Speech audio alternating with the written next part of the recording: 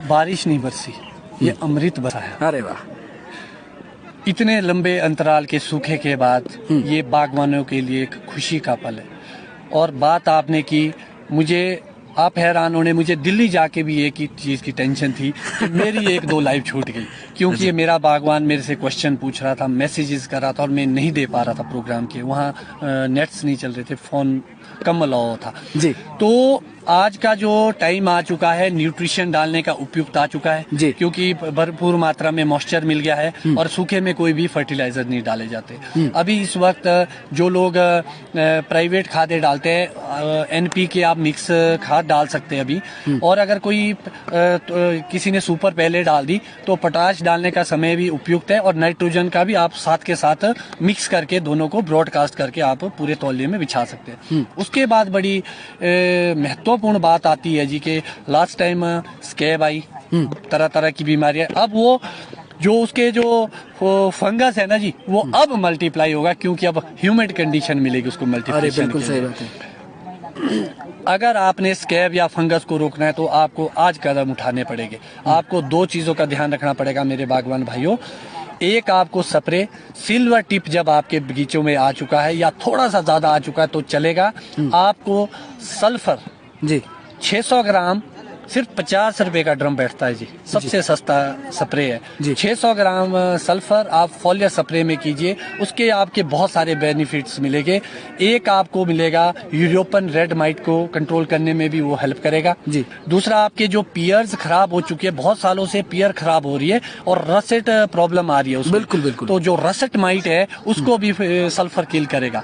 Powdery mildew जिसकी वजह से फ्रूट रेस्टिंग होती है, पाउडरी मिल्ड्यू जिसकी वजह से ग्रोथ रुकती है, पाउडरी मिल्ड्यू सबसे डेंजरस चीज है, उसको भी आपके सल्फर से अच्छा शायद ही कोई दवाई कंट्रोल कर सकती है और सबसे एक बजट के अंदर आती है आपकी। उसके साथ साथ आपकी फंगल जितनी भी चीजें हैं वो सारी सल्फर आपकी कंट्रोल करेगा, इंक्लूडिंग स्कैब। उसके बाद जो तीसरा काम होगा, आपके जो आपके नीचे अब घास उगनी शुरू हो जाएगी जी।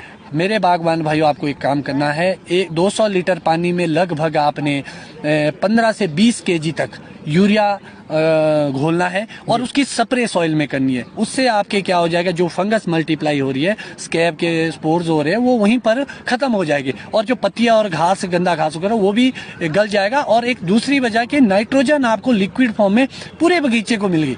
मतलब आपने ये कहा कि जो सल्फर की स्प्रे या सिल्वर टिप है वो आप कर दीजिए। हाँ। नंबर एक बात। नंबर दूसरा, आपने कहा कि यूरिया 15-20 लीटर जो है वो ड्रम में घोल के, किलो जो है वो एक ड्रम में घोल के आप नीचे स्प्रे कर दीजिए। अच्छा, उसके लिए अभी वक्त कितना है पांचटा जी? वक्त अभी काफी है, 1 हफ्ते के अंदर आप ये कार्य कर सकते हैं। लो हाइट की बात मैं कर रहा हूँ, मिडल और हाइट में थोड़ा टाइम ले सकते हैं आप, 10 दिन ले सकते हैं। मगर अगर आज ऊपर भी आप करना चाहते हैं तो आप नीचे से ऊपर 1 लख्त भी कर सकते हैं। लो हाइट और हाइट का कोई ज्यादा लेना देना नहीं, आपको ये कार्य जरूर करने पड़ेंगे। उसके बाद एक अहम 2-3 चीजें बताऊंगा, क्योंकि खुशी तब आती है जब सेब लगते हैं। बिल्कुल सही बात है। फूल आने का टाइम है और एक ऐसी चीज मिस ना कर दे, क्योंकि लास्ट टाइम क्या हुआ, post harvest management maximum farmer से नहीं हो पाया, जिससे बड वीक होने के चांसेस पूरे हैं। और इस साल ये भी स्थिति हो सकती है कि आपका जो फ्लावर आए, फ्लावर निकलेगा, कहीं वीक ना आए। अगर आपका फ्लावर वीक आए तो आपकी फ्रूट सेटिंग नहीं हो पाएगी। बिल्कुल तो उसके लिए मैं अगर सबसे अच्छा, साधारण और सस्ता तरीका बागवान भाइयों को बताना चाहूंगा, जब आपकी अर्ली पिंक बर्ड स्टेज आए जी, अर्ली पिंक बर्ड स्टेज आती है, सिर्फ फूल नहीं आए बगीचों में, सिर्फ पिंक बर्ड आए, तब आपने क्या करना है कि एक 1261 करके आता है नाइट्रेट फॉस्फोरस, नाइट्रोजन के साथ उसमें फॉस्फोरस है। 120 या 30 रुपए का ड्रम बैठता है एक फार्मर को, और वो मिस्ट की तरह करना है, भिगोना नहीं है पौधा जी। तो उसको जैसे ही आप उस पे पिंक बर्ड पे करेंगे, फॉस्फोरस, हाई फॉस्फोरस क्या करेगा, पत्ते को 48 घंटों के लिए डाउन करेगा, वो भोजन बनाने की प्रक्रिया बंद हो जाएगी। और जो नाइट्रोजन है वो फ्लावर को जैक करेगा और जो फ्रूट की डंडी है उसका साइज बड़ा हो जाएगा और फ्लावर साइज बढ़ाएगा।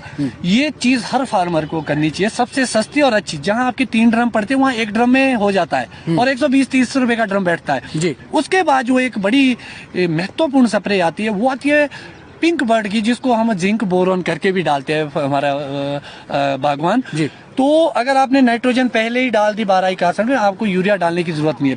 पिंक बर्ड की एक्चुअल स्टेज क्या है ये पकड़ना बड़ा जरूरी है। जब आपके ऑर्चर्ड में मैक्सिमम क्या हो रहा है जी, लोग पिंक बर्ड देखते हैं और पिंक बर्ड की स्प्रे कर देते हैं जिंक और बोरोन वाली। उससे क्या होता है, नीचे आपके पिंक बर्ड आते हैं और ऊपर टाइट क्लस्टर होते हैं, तो वो काम नहीं कर पाती वो दवाई। जी जी। तो जब आपके बगीचे में लगभग 7 से लेकर 10% तक या 8-7 5-7 के बीच फ्लावर आ जाए, तब आपको जिंक और बोरोन की स्प्रे अपने ऑर्चर्ड में करनी है। क्या बात है। उससे आपके फ्रॉस्ट से बचने के लिए जो आपका काम करेगा बोरोन, जो स्टिग्मा लाइन को सीधी करने का काम करेगा, और सारा जो पोलन ग्रेन्स को जो मजबूत करने का जो जिंक काम करता है वो काम करेगा।